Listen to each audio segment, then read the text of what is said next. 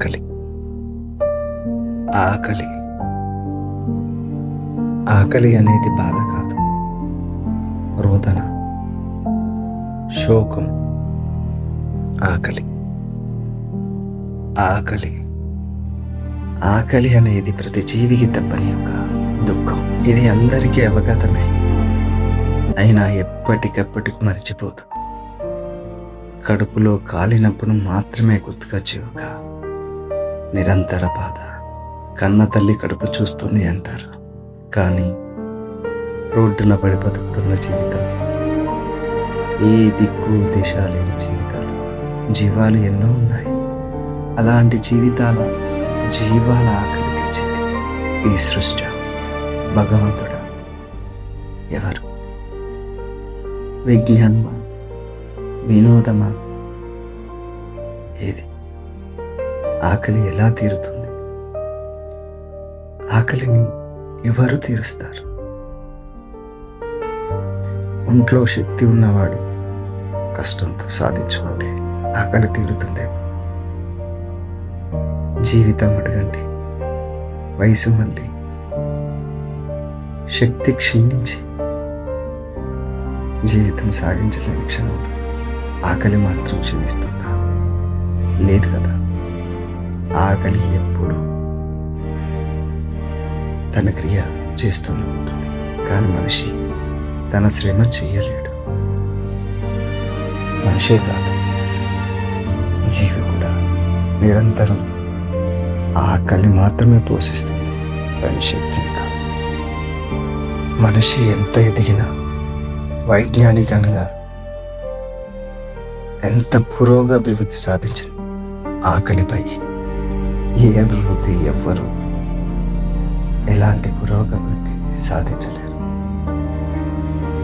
ఆకలి రుచి ఎరగదు, నిద్ర సుఖమెరగదంటారు. నీకు ఆకలి లేనప్పుడు ఎంత మంచి ఆహారం పెట్టినా భుజించడానికి నీ మనసు చేతులు సిద్ధంగా ఉండవు. కానీ అదే ఆకలి అనే బాధ నీ కడుపులోంచి, నీ కళ్ళలోంచి చెప్పలేని ఒక బాధ కలిగినప్పుడు, చెత్త కుప్పలో కనిపించిన ఒక రొట్టె ముక్క ఏదో నీ ఆకలి బాధని తీరుస్తుంది అని ఆలోచిస్తావు. ఆకలి బాధ తీర్చుకోవడమే ముఖ్యం.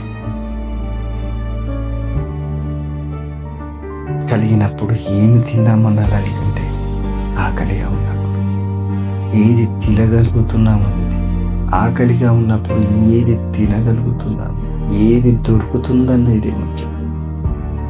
అలాంటి జీవితాలు ఈ లోకంలో చాలా ఉన్నాయి. కుదిరినప్పుడు తినడానికి ఎన్ని ఉన్నా, దొరకనప్పుడు ప్రతి జీవి గుర్తించుకోవాల్సిన విషయం ఒకటే. నేను చెప్పదలుచుకున్నది ఒకటే. నీ చేతిలో ఉన్న ఒక్క రొట్టె ముక్కతో నీ ఆకలి తీరుతుంది. రెండవ రొట్టె తింటే నీకు శక్తినిస్తుంది. కానీ నువ్వు చూస్తుండగా ఇంకొక జీవి ఆకలితో అల్లాడుతున్నప్పుడు, నీ ఆకలి చల్లార్చుకోగా మిగిలిన ఇంకో రొట్టె అనక నువ్వు ఆ ప్రాణికి దానం చేయగలుగుతుంది. నీవు అనుభవించిన ఆ బాధ అతని కళ్ళలోంచి ఆనందమైన నీ శక్తిగా మారుతుంది. అలా దానం చేయగలిగితే నీవు కూడా భగవంతుడు అవుతావే. నీకు ఎలాగైతే ఆ రొట్టె తిరిగిందో, అతనికి నీవొక భగవంతునిగా మరి ఆ రొట్టె సాయం చేయగలిగితే, భగవంతుడు నేరుగా ఏది ఏ జీవికి చేయడు. మనలో మనమే ఇంకొకరి ఆకలి తీర్చడానికి, తన ఆకలి బాధ తీర్చుకోగా మిగిలిన ఒక్కో మెతుకు అని తోటి జీవికి పంచాలని వచ్చే ఆలోచనలో ఈ ఆకలి బాధ కొంతైనా తగ్గుతుంది. నీకెంత ఉంది అనే దానికంటే నువ్వు ఎంత సాయం చేయగలుగుతున్నావు అన్నది ఇక్కడ ముఖ్యం. కడుపున కాలినప్పుడు పిడికెడి అటుకులు,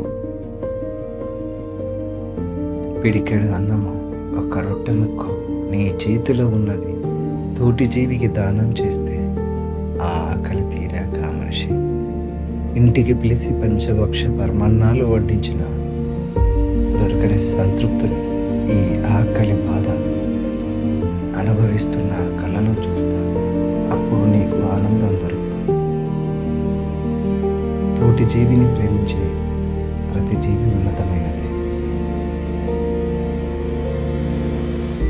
అలాంటి ఉన్నతమైన జీవుల మధ్య మనం బ్రతుకుతున్నామన్నది మర్చిపోకుండా తోటి వారి కన్నీళ్లను తుడ్చడానికి ఒక్కోసారి ఒక్కో క్షణం మనసుతో కాకుండా మనిషిగా కాకుండా జీవిగా ఆలోచిస్తే తోటి జీవి దుఃఖాన్ని మనం కొంతైనా తగ్గించగలుగుతాం. కనీసం ఇలా ఆకలిని తీర్చుకునే ప్రయత్నం చేస్తే బాగా చేస్తున్న ఆకలి షార్ట్ ఫిలిం దీన్ని ఆదరించి నన్ను ఆశీర్వదిస్తారని, మరెన్నో ఇలాంటి వీడియోలు చేసేందుకు మీ ప్రోత్సాహాన్ని అందిస్తారని, తోటి ప్రాణి ఆకలిని తీర్చే ప్రయత్నం చేస్తారని ఆశిస్తూ మీ బాటసారి మరో వీడియోతో నేను ముందుకు వస్తాను. Thank you.